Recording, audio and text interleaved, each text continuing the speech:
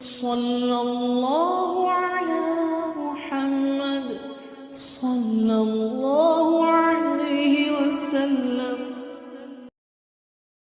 बिस्मिल्लाहिर्रहमानिर्रहीम।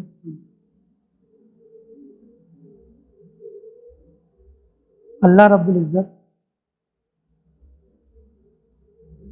हमें अपना इल्म दिया है कुरान का, और कुरान का खासा है कुर्बत। कुरान का खासा क्या है? कुर्बत। अल्लाह ताला से अल्लाह ताला से करीब होना और पूरी दुनिया से जी मुस्तगनी हो जाना।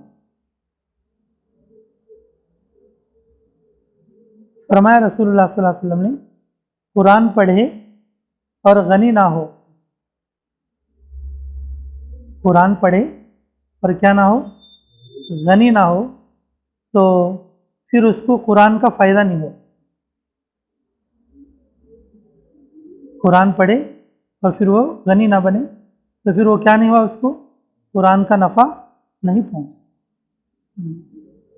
तो कुरान का खासा ये है, अल्लाह ने हमें जो इल्म दिया है, तो इस इल्म और ये कुरान की बरकत से हमें अल्लाह से करीब होना,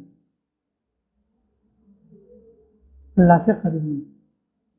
जिस वक्त में हम नमाज में कुरान पढ़ते, चाहे थोड़ा पढ़ें, चाहे थोड़ा पढ़ें, ध्यान हमारा अल्लाह की तरफ, ध्यान हमारा अल्लाह की तरफ नहीं। अब जैसे एक आम आदमी है, नमाज पढ़ता, चिल्ला 4 महीने जाके आए, अगर वो आदमी सुन्नत वगैरह पढ़ता तो, और कितना नहीं बोले तो भी 4-5 मिनट पढ़ता। अब हम लोग भाई हमारी ज़रूरत रहते, हम मुख्तसर भी पढ़ते, मुख्तसर भी पढ़ते, तो मुख्तसर पढ़ने पर एतराज़ नहीं है। अब वो बेख्याली से पढ़ेंगे तो, बेख्याली से पढ़ेंगे नहीं। मदरसे में इल्म का इम्तिहान होता, मदरसे से बाहर निकलने के बाद अमल का इम्तिहान होता। मदरसे में किसका इम्तिहान होता? इल्म का इम्तिहान होता। मदरसे से बाहर निकलने के बाद अमल का इम्तिहान होता। लोग ये नहीं देखेंगे कि तू कितना बड़ा इल्म वाला है, लोग ये देखेंगे तेरी सुन्नत नफिल कितनी देर तक चल रही, तेरी सुन्नत नफिल कितनी देर तक चल रही। तो हमारी मस्जिद में मुख्तदी है, अब अजान से पहले आए वो मस्जिद में, सुन्नत भी पढ़े, जिक्र भी करें और फ़र्ज़ भी पढ़े, और फिर उसके बाद भी सुन्नत नफिल पढ़ के, यानी कि तकरीबन 15 मिनट के बाद फारिग हुए। कितने मिनट के बाद? 15 मिनट के बाद फारिग हुए। और हम फ़र्ज़ नमाज पढ़ाने के बाद 3 मिनट में फारिग हो गए। कितने मिनट में फारिग हो गए? लेकिन ये जो 3 मिनट में हम फारिग हुए, हमारा ध्यान अगर अल्लाह के साथ जमा हुआ है, हमारा ध्यान अल्लाह के साथ क्या है बोलो? जमा हुआ है, तो कोई हरज की बात नहीं है। तो इधर ध्यान भी नहीं है और इधर वक्त की फरागत भी नहीं, इधर वक्त की क्या नहीं है? फरागत भी नहीं है। तो भाई देखने वालों को भी क्या दिखता बोले तो, कि भाई देखो कि इनो सुन्नत विन्नत तो नहीं पढ़ते, वैसे वजन हल्का हो। वजन क्या होता? हल्का। कुरान का खासा क्या है? अल्लाह ताला से कुर्बत। अल्लाह ताला से अगर हमारी कुर्बत दूसरों के दिखाने में नहीं है, सुन्नत भी नहीं पढ़ते, नफिल भी नहीं पढ़ते, लोगों के सामने कुछ अमल ही नहीं करते, मामूल खाली फ़राइज़ और वाजिबात पूरे कर लेके जाते रहते, लेकिन तन्हाई में अगर उनका अल्लाह के साथ ताल्लुक़ है, लोग एकदम उनके साथ जुड़ जाते, बगैर इरादे के लोग उनके साथ क्या करते बोलो? मोहब्बत करने लगते। बगैर इरादे के क्या करने लगते? मोहब्बत करने। डिप्यूटी कलेक्टर नज़ीर अहमद साहब थानवी अलैहिर्रहमा के खलीफा थे। अब ये जो मेन कलेक्टर होता है, एक डिप्यूटी बोलते उसके नीचे रहता है, तो सारे कलेक्टर वगैरह आके दफ्तर में आके बैठ जाते, इन्हों बाद में आते थोड़ा। ये जो कलेक्टर है इन उठकर खड़े हो गया था, कलेक्टर उठ के खड़े हो गया तो अब ऑफिस में जितने लोग रहते उन सबको क्या करना पड़ता, उठ के ठहरना पड़ता। लोग एतराज करते उन पे कि भाई वो डिप्यूटी है, तुम्हारे नीचे है और तुम बड़े कलेक्टर हो, तुम्हें उठ के खड़े होने की क्या जरूरत है, तुम्हें है तो उन्हों खड़े होना, क्या मत खड़े हो, तुम्हारे खड़े होने की वजह से फिर हमें सबको क्या करना पड़ता, खड़े होना पड़ता। तकरीबन 1.5 साल तक वो कलेक्टर इस बात की कोशिश किया था कि जब उन्होंने आए तो मैं उठकर खड़े ना हूं, जब वो आए तो मैं उठकर खड़े ना हूं, लेकिन अब थक कर हार कर बोला कि भाई मेरे से नहीं होता है। क्या बोले, मेरे से नहीं होता है कि मैं बहरहाल कोशिश करता हूं कि जब वो आए तो मैं उठकर ना खड़े हूं, लेकिन जब वो आ जाते हैं मेरा दिल ये करता है कि ये आदमी की ताजीम के लिए उठकर खड़े हुआ।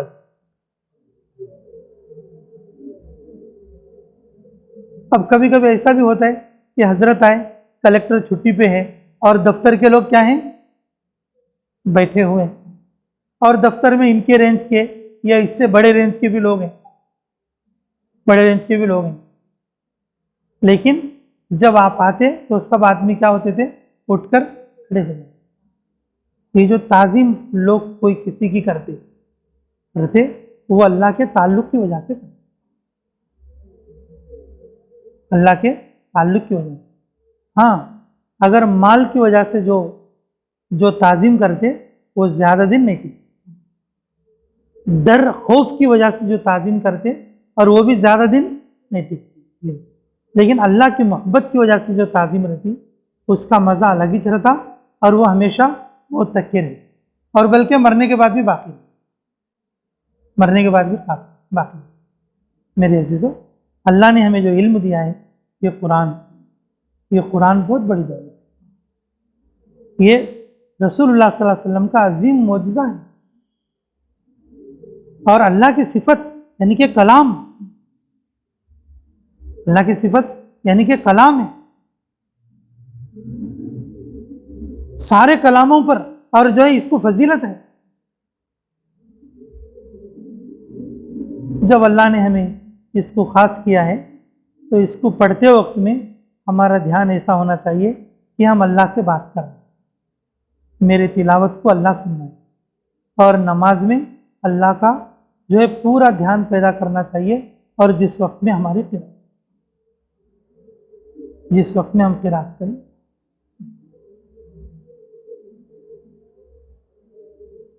क़यामत के करीब ऐसा ज़माना आएगा कि लोग अल्फाज पर बहुत कोशिश करेंगे लेकिन उनको अल्लाह का ध्यान नहीं होगा। हदीस है आपसे बात, आने वाला ज़माना क़यामत के करीब ऐसा होगा, लोग अल्फाज को क्या करेंगे, चिल्ला चिल्ला कर सही करेंगे, दुरुस्त करेंगे, लेकिन अल्लाह का ध्यान उनको नहीं है। तो मेरे अजीज़ों, ये जो रास्ता है दावत का रास्ता, ये जो रास्ता है दावत का रास्ता, और इस रास्ते का भी एक जो है खासा है, इस रास्ते का जो है एक फ़ायदा है, इस रास्ते का एक नफ़ा है। वो क्या है कि बंदा अल्लाह का ध्यान करे, अल्लाह का ध्यान करे। ये जो मुजाहदा है, चलना फिरना, तज़किरा कर लेना, बोल लेना, हज़रत मौलाना यूसुफ साहब अलैहि रहमत फरमाते थे कि ये जो दावत की मेहनत है, ये जो दावत में बैक वक्त मदरसा भी है, खानका भी है, और जो है दावत भी है।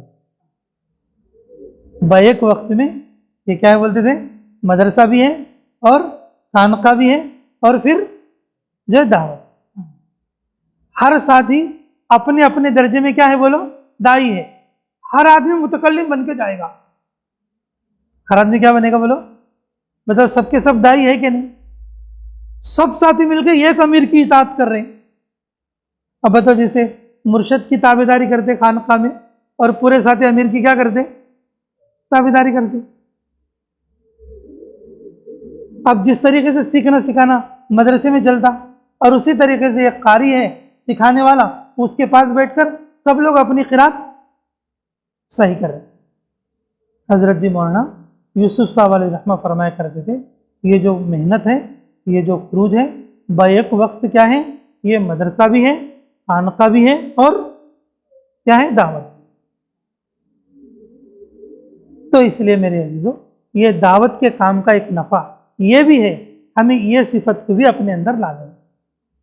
और आम लोगों के लिए हम जो है ये बात इस अंदाज से हम नहीं बोल सकते कि जिस तरह से हम आपको बोल रहे हैं, क्योंकि वो लोग इसको समझने, इस बात को लेने के अहल नहीं बन सकते हो। अब जैसे अल्लाह ने हमें कुरान दिया है, और हमें कुरान का कोई सा भी पारा पढ़ सकते। अगर आम आदमी पढ़ेंगे तो वो 10 सूरतें पढ़ेंगे। अगर उसमें वो लोग भी अगर मेहनत करेंगे, कोशिश करेंगे, अल्लाह का ताल्लुक उनको भी मिलेगा। लेकिन जितनी फरावानी तिलावत की हमारे पास मौजूद है, लेकिन उनके पास मौजूद नहीं है।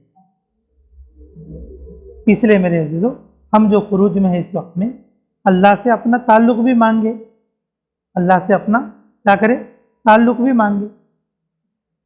और जैसे हम कुरान पढ़ते हैं, तो कुरान पढ़ने के वक्त में अल्लाह का ध्यान करते हुए पढ़ें। और बाज़ जगहों पर अगर जहाँ पर रियाकारी की जगह हो, और वहाँ से बचने की भी कोशिश करें।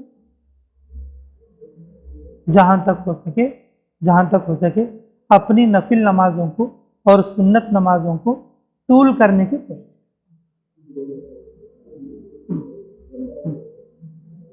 तूल करने की कोशिश। रसूलुल्लाह सल्लल्लाहु अलैहि वसल्लम जब आप नमाज पढ़ते तो पैरों पर वरम आ जाता। ये भी तो मीरास है, ये भी तो क्या है, बोलो, मीरास है। आप सल्लल्लाहु अलैहि वसल्लम की वरासत में ये चीज़ भी तो है कि इबादत ऐसी करो कि पैरों पर क्या आ जाए, वरम आ जाए, पैरों पर वरम आ जाए। तो मेरे अजीजों, हमारे पास मशागिल हैं, ये मशागिल भी अल्लाह दिए हैं, ये सब दीनी काम हैं, लेकिन नफिल नमाजें, सुन्नत नमाजें अपनी जगह हैं। मदरसे में सिर्फ इल्म का इम्तिहान होता है। जब लोगों के पास आएंगे, जब हम मस्जिदों में आएंगे, जब हम मंजर आम पर जो है आवाम में आएंगे, तो वो लोग हमारे अंदर के इल्म को नहीं देखेंगे, अंदर के इल्म को नहीं देखेंगे। वो क्या देखेंगे, हमारे अमल को देखेंगे। हमारे अमल को देखकर वो हमारा इम्तिहान करेंगे। हमारे अमल को देखकर क्या करेंगे, बोलो, हमारा इम्तिहान करेंगे। तो इसलिए पहली चीज़ तो यही है मेरे अजीज, अल्लाह मुझे भी नसीब फरमाए और आपको भी, अल्लाह के ताल्लुक़ से बढ़कर कोई चीज़ नहीं, कि हम कुरान जो है अल्लाह के ध्यान के साथ और अल्लाह के लगाव के साथ और इखलास के साथ पढ़ें, और अपनी इबादतों में और नवाफिलों में कुरान ज़्यादा पढ़ने की कोशिश। हमारे इमाम साहब, इमाम आज़म अबू हनीफा रात भर पढ़ा करते, हज़ारों लोगों के वाक़यात हैं। आप खुद बयान भी करते रहते हैं लोगों को कि कौन कौन कितनी कितनी नमाजें और कितनी कितनी रकातें पढ़ते थे। मेरे अजीजों, ये चीज़ हम लोगों के लिए भी, क्योंकि हम वो तबका है उम्मत का कि जिसको अल्लाह ने मुंतखब किया है। इन्नमा यख्शल्लाह मिन इबादिहिल उलमा, तक़वा जो होता है उलमा में ज़्यादा होता है, उलमा में ज़्यादा होता है।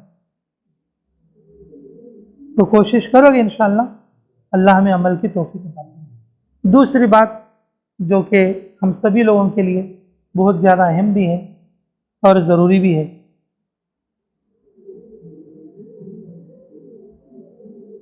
तो गुस्सा कम करना। क्या करना, आलिम के लिए गुस्सा जहर है। दुनिया वाले कैसा आलिम चाहती बोल तो, उन क्या बोले तो भी गुस्सा से नहीं करना।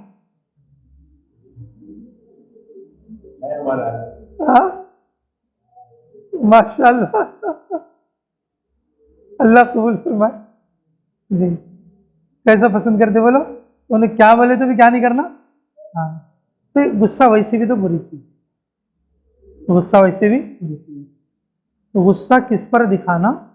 जो अपना खास आदमी, अगर उस पर थोड़ा बहुत गुस्सा दिखा सकते, इसमें भी हम सीरत पर जाए, इससे भी हम क्या करना?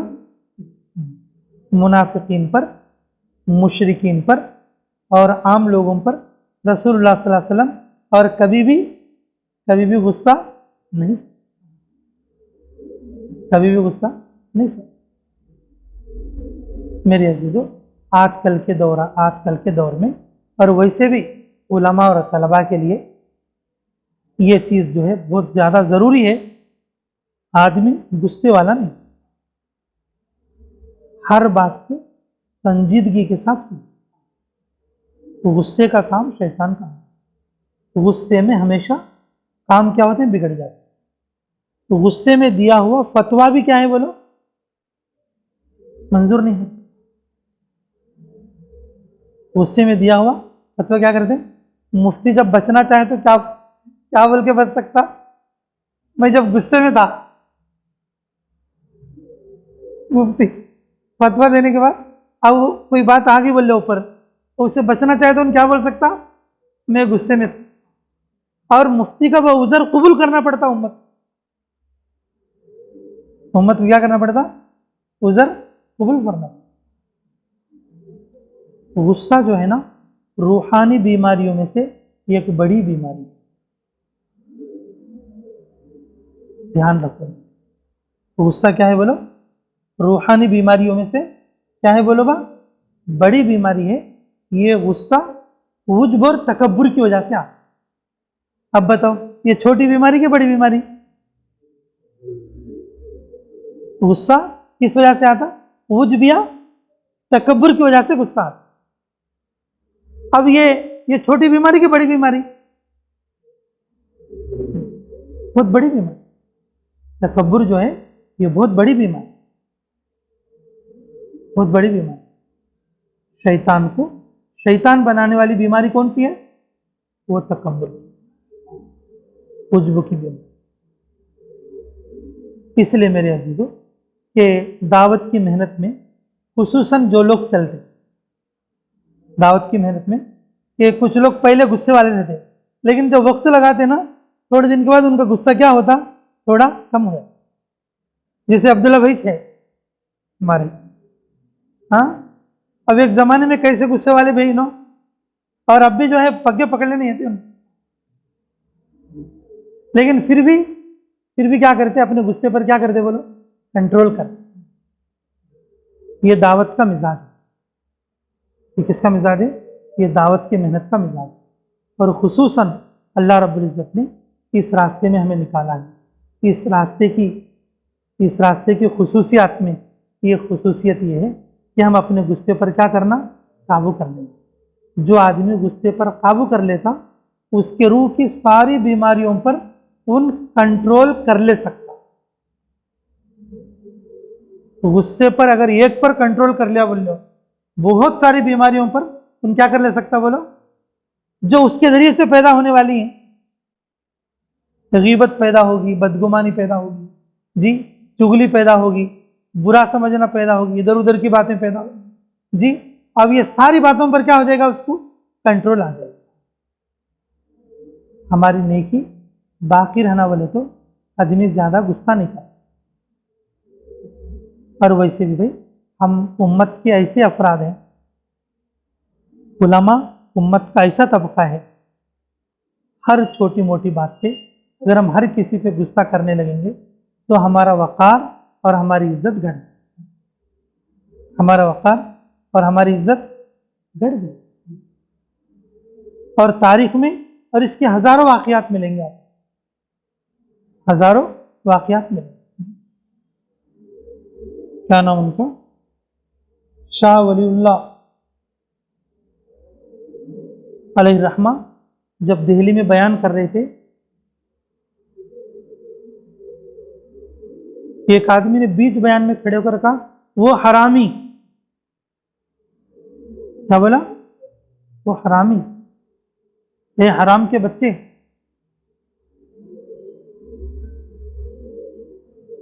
तो हजरत बिल्कुल गुस्सा नहीं हुए, बिल्कुल क्या नहीं हुए, गुस्सा नहीं हुए। संजीदगी के साथ फरमाया, अरे भाई तुझे गलतफहमी हो गई, मेरी अम्मी के निकाह के गवाह अभी मौजूद हैं दिल्ली में। क्या बोले? मेरी अम्मी के निकाह के कौन गवाह अभी क्या हैं, मौजूद है दिल्ली में। अगर चाहे तो चल देखेंगे, मैं तेरे से मुलाकात कराता हूं, तुझे क्लियर हो जाएगा मसला। क्या हो जाएगा? मसला जो है क्लियर हो जाएगा। मेरे वालदा के निकाह के गवाह अब भी कहाँ मौजूद है, दिल्ली में मौजूद है। तो ये गुस्सा होने की बात है कि नहीं है?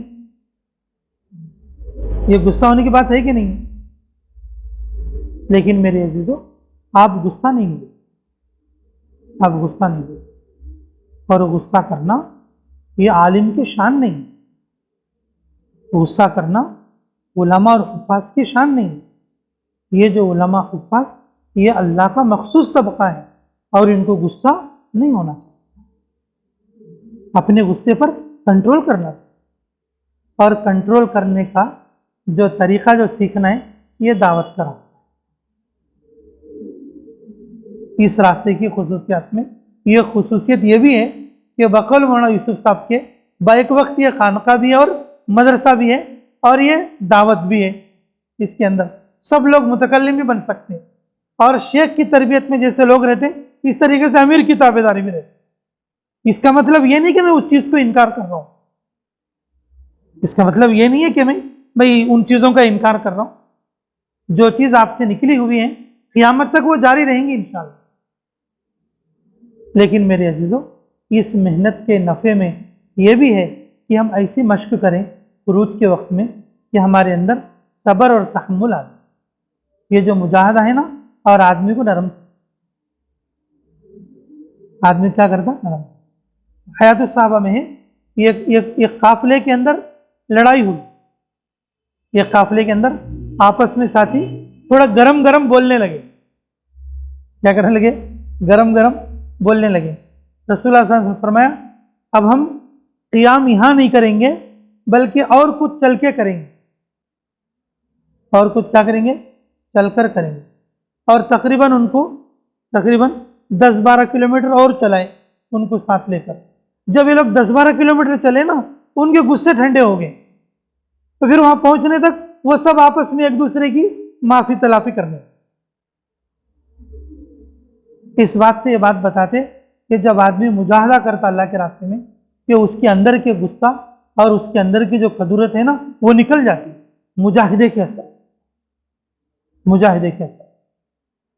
इसलिए मेरे अजीजों, कि इसलिए सभी लोगों का निकलना ज़रूरी बोलते हैं कि हर आदमी अपने एतबार से इस काम से नफ़ा उठा सकता। हर आदमी अपने एतबार से इस काम से क्या कर सकता, बोलो, नफ़ा उठा सकता। तो अगर हमारे अंदर से अगर गुस्सा कम हो गया, गुस्सा कम हो गया, तो समझो कि इंशाअल्लाह हमने बहुत बड़ा काम कर, बहुत बड़ा काम कर। कारी तय्यब साहब अलैहि रहमा और आखिरी ज़माने में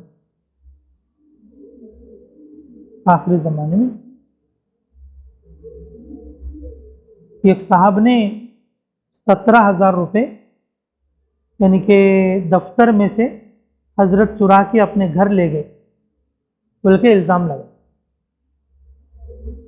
क्या लगे? कितने रुपए? 17,000 रुपये। वो ज़माने में 17,000 भी बड़ी रकम थी। के इल्ज़ाम लगे कि भाई इसने 17,000 रुपये जो है चुरा के घर ले गए और ले जाते हुए मैंने देखा। अब यहाँ तक कि ये मसला कोर्ट तक भी गया। तो हजरत बोले कि अगर ये बता रहा है तो सच ही होगा, क्योंकि मुसलमान झूठ नहीं बोलते। क्या ले, मुसलमान झूठ नहीं बोलता। जब ये बोल रहा हो तो क्या होगा? सच ही होगा। लेकिन मेरे अजीजों, हम बाकायदा मौजूद थे उस वक्त में, मैं नया नया गया था मदरसे में, कि जिस आदमी ने कारी साहब पर इस तरीके से जो इल्ज़ाम लगाया था, उसके ऊपर भी 17,000 रुपये का इल्ज़ाम लगा और ये सही लगा। तो कुछ कर्जे में आ गया, कुछ तकलीफ में आ गया, तो मदरसे में किसी ने दिया था या कुछ हुआ था और वो पैसे ले जाके और उसने उधर खर्च कर, और मदरसे ने पूछा तो उसने बोला कि भाई इधर उधर खर्च हो गए, तो फिर मदरसे ने उसको निकाल दिया। इतना लाचार हो गया बेचारा, इतना लाचार हो गया। तो इनके देवबंद की गलियों में ये पागल के जैसा बन के ये बोलता फिरता था कि नहीं नहीं कारी साहब सही थे और मैंने उन पर झूठ कहा था। 2 साल गलियों में बोलता फिरता था और तीसरे साल रेल के नीचे पड़ के मर गया।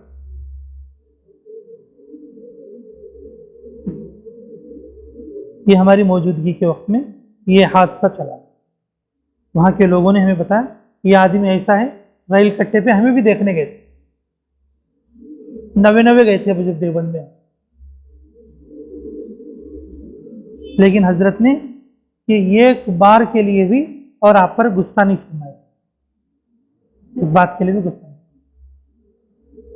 मेरे अजीजों, हम रोजाना हमारे साथ लोगों का मामला पड़ता रहता, इमाम बोले तो, मुफ्ती बोले तो, हजरत बोले तो, मौलाना बोले तो, हर मामले में हर काम में हमारे साथ हमारा मामला किसके साथ पड़ता? लोगों के साथ। किसके साथ पड़ता? लोगों के साथ पड़ता। तो अगर लोगों की बदउनवानियों को, लोगों की बदहदियों को और लोगों की बेउनवानियों को हम लोग क्या करते रहना? दिल बड़ा करके माफ करना, गुस्सा नहीं, क्या नहीं करना? तो गुस्सा नहीं करना। ताइफ में आप सल्लल्लाहु अलैहि वसल्लम पर क्या करे बोलो? नादानी की वजह से वो लोग पत्थर मारे, तो फिर भी आप सल्लल्लाहु अलैहि वसल्लम किसी पर गुस्सा। अगर आलिम था या हाफिज का या इमाम था, अगर जो कोई आदमी मकाम पहचानता, वो उसके साथ बदउनवानी नहीं करता, वो नादानी की वजह से ऐसा करता। लेकिन जब हम सब्र करेंगे, हमारे सब्र का असर अल्लाह उसके ऊपर डालेगा। हमारे सब्र का असर अल्लाह उसके ऊपर क्या करेंगे? जरूर डालेंगे। अल्लाह मरने से पहले उसे जरूर समझेंगे। इसलिए मेरे अजीजों, हम जो है गुस्से को दबाने की कोशिश करेंगे इंशाल्लाह। देखो दो बातें बताएंगे। पहली बात यह है मेरे अजीजों कि हमारा अमल का इम्तिहान है। मदरसे में इल्म का इम्तिहान था, जेर जबर का फर्क हो, इबारत का फर्क हो, नहू सरफ का फर्क और जो है एराब का फर्क, ये पूरे इम्तिहान कहाँ होती? मदरसे में होती। और यहाँ मस्जिद में आने के बाद, अवाम में आने के बाद अमल का इम्तिहान होता। इसका पैजामा कैसा है, इसकी टोपी कैसी है, और इसकी सुन्नत कैसी है, इसकी नफिल कैसी है, इन पहले की सुन्नत पढ़ता है नहीं पढ़ता है। लोग बहुत ताक में रहते हैं, लोग बहुत ताक में रहते हैं जी। बार्डर पर इस तरह रहते। मेरे अजीजों, ये इम्तिहान हमें लोगों की नजर से नहीं, बल्कि किसके लिए करना बोलो? हाँ, यही बात मैंने बताया कि हम कुरान पढ़ते हुए, नमाज पढ़ते हुए, जो भी हम काम करते हैं, किसके ध्यान के साथ? जब हम अल्लाह के ध्यान के साथ उस काम को पूरा करेंगे, और तो अल्लाह ताला लोगों में ऐसी मोहब्बत डालेंगे, फिर लोग हमसे जुड़ेंगे। और दूसरा गुस्सा हरगिज नहीं करता, दूसरा गुस्सा हरगिज नहीं। अब ये बात हमें बोलनी तो भी ये हमारे लिए ज़रूरी है, ये सबके लिए भी ज़रूरी है। ये तो एक खुसूसी तबका उलमा इकराम का आप यहाँ तशरीफ़ फरमाएं और आपके लिए मैंने खुसूसी तौर पर बताई। इसका मतलब ये नहीं ये सिर्फ आलिमों के लिए है, मर्दों के लिए भी है, औरतों के लिए भी है, बच्चों के लिए भी है, बड़ों के लिए भी है, और आम आदमी के लिए भी है। लेकिन मेरे अजीज़ों, हम लोगों के लिए ज़्यादा ही ज़रूरी। ये उमूम खुसूस की मुतलक, आम खास मुतलक की निस्बत होगी। खुसूसन हमारे लिए और उमूमन सबके लिए। भाई गुस्से से बचना तो सभी के लिए ज़रूरी है, अल्लाह का ध्यान पैदा करना सभी के लिए क्या है बोलो? ज़रूरी है। लेकिन हम लोगों को सबसे पहले इस पर मशक करके और अपने अंदर ये चीज़ें पैदा करने की कोशिश करें। अगर ये खुरूज में, ये अशरे के खुरूज में जो वक्त अभी आप लोगों का लग रहा है, अगर इसमें अगर ये 2 बातें भी अगर पैदा हो गई तो मौत तक के लिए नफ़ा पहुँचेगा। अगर ये दो चीज़ें मुख्तसर सी भी हैं और आसान भी हैं, अगर हम लोग कोशिश कर भी सकते, रोज़ थोड़ा थोड़ा क्या कर सकते, बोलो, कोशिश कर भी सकते। हमारे हजरत फरमाते थे, अगर तुम्हें नफिल पढ़ा करो तो पहले टाइम देख के पढ़ना शुरू करो। क्या बोलते थे? टाइम देख के पढ़ना शुरू करो। मैंने कहा हजरत नमाज पढ़ते पढ़ते कई टाइम कैसे देखती? मैंने कहा नहीं, तुम्हें मश्क के लिए ऐसा करो, घड़ियाल सामने रख लेकर पढ़ो, और फिर जो है तुम्हें क्या हो जाएगी, मुझे इतना पढ़ना बोल के आदत हो जाएगी, ऐसा ऐसा पढ़ना बोल के क्या हो जाएगी, आदत हो जाएगी। तो फिर अपने नवाफिल को लंबी करो और अपने सुन्नतों को लंबी करो, और सुन्नत को, एक सुन्नत को भी हरगिज मत। अगर फ़र्ज नमाजों की अगर एक भी सुन्नत अगर छूट गई, फ़र्ज नमाजों की एक भी सुन्नत अगर छूट गई, कि तक़वे का हिस्सा उसका ख़त्म हो जाए, तक़वे का हिस्सा क्या हो जाएगा, खत्म। और जिम्मेदारी इमाम की बहुत ज़्यादा होती है। अगर इमाम सुन्नत नहीं पढ़ेगा, मुक्तदी क्या पढ़ेगा? आलिम नहीं पढ़ेगा तो आवाम कैसे पढ़ेगा? इसलिए मेरे से कि नवाफिल में और तिलावत में अल्लाह की तरफ ध्यान करते हुए और उसको तूल करने की कोशिश करें, और अपने गुस्से पर काबू करने की कोशिश करेंगे सब इंशाअल्लाह। अल्लाह मुझे भी अमल की तौफीक दे, आप लोगों को भी अमल की तौफीक मरहमत। ठीक है इंशाअल्लाह। अल्हम्दुलिल्लाहि रब्बिल आलमीन।